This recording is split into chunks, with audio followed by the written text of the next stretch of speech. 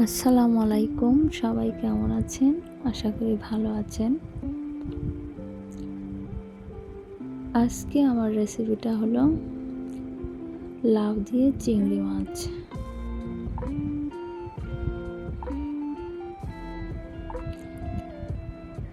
লাউ এমনিতেই সচরাচর সব কিছুর সঙ্গে ভালো লাগে।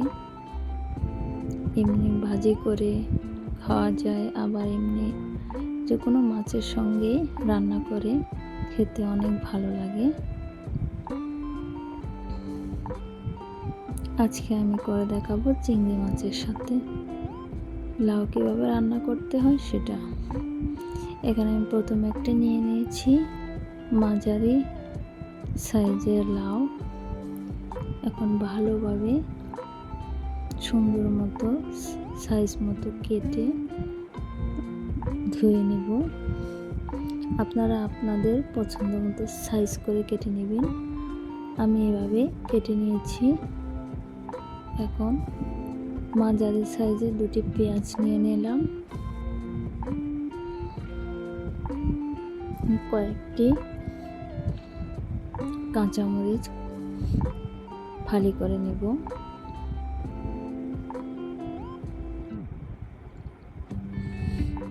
কয়েকটি ধনেপাতা কুচি করে নেব।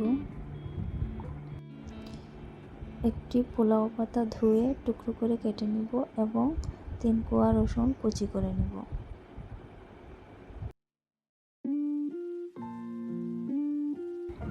এখন কড়াইতে পরিমাণ মতো তেল দিয়ে, তেল যখন গরম হয়ে যাবে তখন সাদা সরিষা দিয়ে দিলাম ফোড়ন হিসেবে। কুচি করা রসুনগুলো দিয়ে দিয়েছি এবং আস্ত কয়েকটা পাঁচফোড়ন দিয়ে দিয়েছি এবং কুচি করা পেঁয়াজগুলো দিয়ে দিলাম।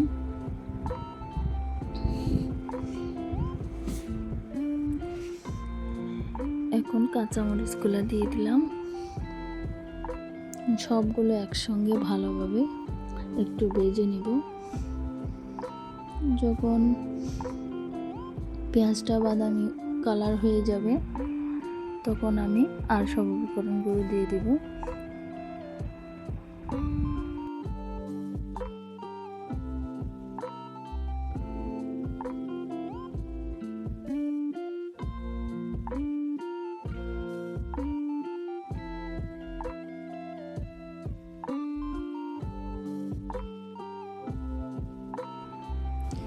এখন আমি লাল মরিচের গুঁড়া দিয়ে দিলাম 1 চা চামচ, হলুদের গুঁড়া দিয়ে দিলাম 1/2 চা চামচ, ধনে এবং জিরার গুঁড়ো দিয়ে দিলাম 1/2 চা চামচ করে 1 চা চামচ, আর মাংসের মশলা দিয়ে দিলাম 1/2 চা চামচ, লবণ দিয়ে দিলাম পরিমাণ মতো। এখন সবগুলো উপকরণ দিয়ে ভালোভাবে কষাতে থাকবো।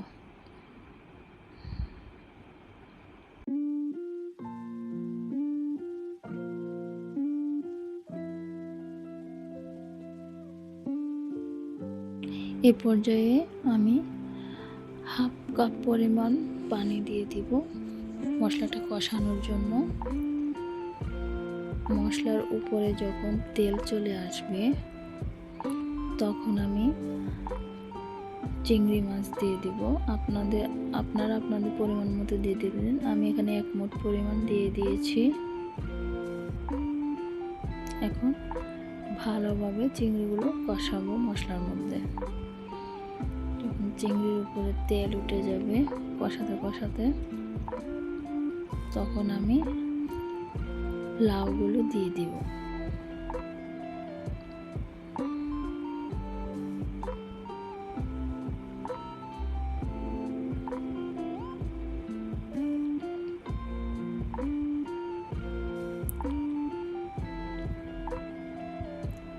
আগে ভালোভাবে কষিয়ে নেবেন, নাহলে মাছের আষ্টে গন্ধটা থেকে যায়।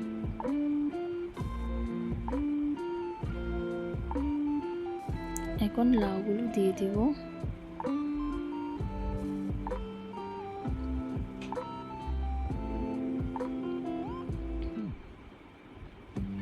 ভালোভাবে সবগুলো উপকরণ যাতে লাউয়ের সঙ্গে মেশে সেইভাবে কষাতে থাকবো।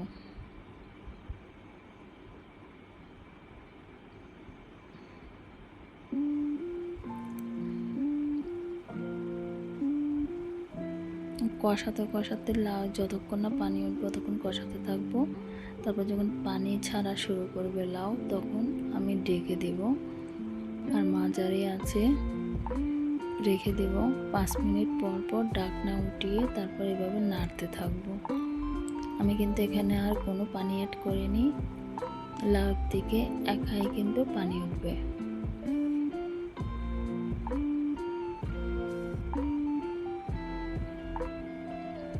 লাউ যে পানিটা ছাড়বে ওটাই কিন্তু লাউটাকে সিদ্ধ করে ফেলবে, আর এক্সট্রা পানি অ্যাড করার কোনো প্রয়োজন নেই।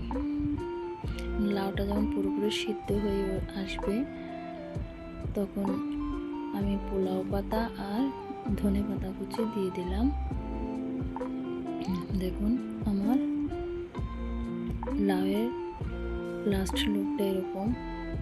আমি এটুকু পরিমাণে জল রাখবো, এই জন্য আমি এক্সট্রা কোনো পানি অ্যাড করিনি। আর আপনাদের যদি প্রয়োজন হয় আপনারা আরও জল অ্যাড করতে পারেন, কিন্তু আমার এভাবেই ভালো লাগে। এখন আমি গরম গরম ভাতের সঙ্গে পরিবেশন করব। ধন্যবাদ। আসসালামু আলাইকুম। ভালো থাকবেন, সুস্থ থাকবেন সবাই। আর আপনারা বাড়িতে একবার হলেও এভাবে ট্রাই করে দেখবেন, সত্যি অসাধারণ লাগে খেতে।